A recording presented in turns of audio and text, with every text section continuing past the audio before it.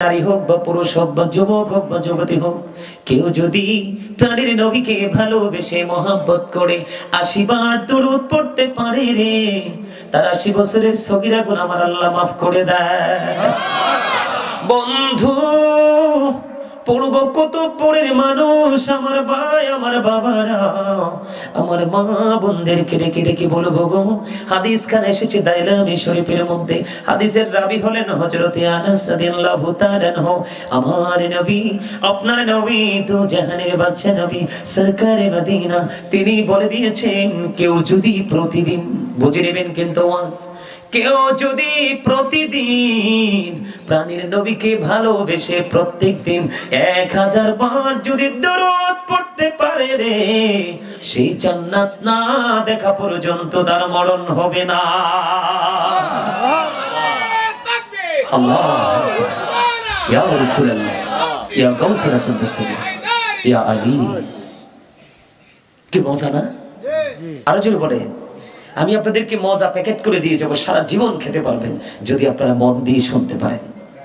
নিতে রাজি সবাই? আলহামদুলিল্লাহ বলেন। আরো জোরে।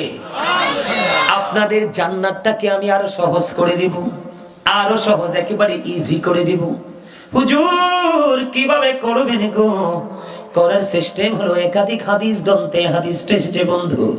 আমার নবীকে একজন জনৈক ব্যক্তি প্রশ্ন করলেন, ইয়া রাসূলুল্লাহ, ইয়া হাবিবাল্লাহ, নবী গো, ও প্রাণের নবী, কিয়ামত কখন হবে গো নবী?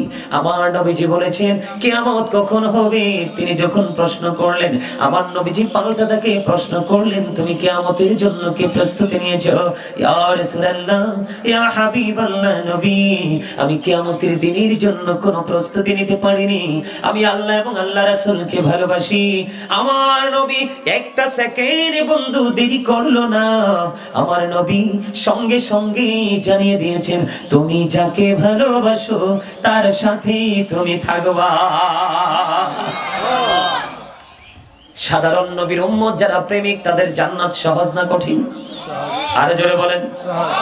এবার আপনারা প্রশ্ন করতে পারেন, বলে হুজুর নবী পর্যন্ত যেতে পারছি না গো, কেমন করে নবীকে ভালোবাসতে হয় সেটাও তো জানি না, কেমন করে রাসূলকে ভালোবাসবো, এই ভালোবাসার ট্রেনিংটা একটু নিতে চাই।